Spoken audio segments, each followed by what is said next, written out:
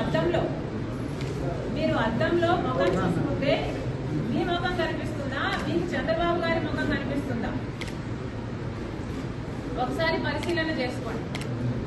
మీకు ఎందుకు ఇంత చంద్రబాబు గారి పిచ్చి పట్టిందో జనాలకు సమాధానం అవసరం. ఎందుకంటే అర్థం కావటం లేదు. సునీత ఇంత గట్టిగా ఈ రోజు న్యాయం కోసం కొట్లాడుతుంటే మీరు చెప్పాల్సిన సమాధానాలు ఈ రోజు వరకు చెప్పటం లేదు. చెప్పకపోగా చంద్రబాబుతో మేము చేతులు కలిపామని చెప్తున్నారే, మీరెందుకు మీ గురించి సమాధానం చెప్పటం లేదు?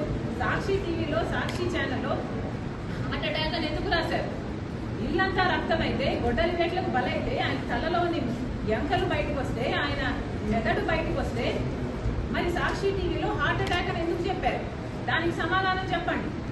చంద్రబాబు గారు ముఖ్యమంత్రిగా ఉన్నప్పుడు సిబిఐ ఎంక్వైరీ అడిగిన మీరు వివేకానంద రెడ్డి గారి హత్య కేసులో ఆ తర్వాత సిబిఐ ఎంక్వైరీ ఎందుకు వద్దన్నారో దానికి సమాధానం చెప్పండి. అమాయకంగా నిలబడి చూస్తున్నాడు, ఆధారాలు తుడిపేస్తుంటే అని మేనమామయ్య గారే చెప్తున్నారే, మరి దానికి ఏం సమాధానం చెప్తారో చెప్పండి. ఇవన్నీ మీ హస్తం లేకపోతే, అవినాష్ రెడ్డి హస్తం లేకపోతే ఎందుకు దాచిపెట్టుకోవాలనుకుంటున్నారు? ఎందుకు సమాధానం చెప్పడం లేదు? 5 సంవత్సరాలు అవినాష్ రెడ్డిని ఎందుకు కాపాడారు? మళ్ళీ అదే అవినాష్ రెడ్డికి అక్యూజ్డ్ గా ఉన్న ఇన్కంపెంట్ ఎంపీకి మీరు ఎందుకు టికెట్ ఇస్తున్నారు? మీకు చంద్రబాబు గారు పిచ్చి పట్టిందేమో అని నాకు అనుమానంగా ఉంది.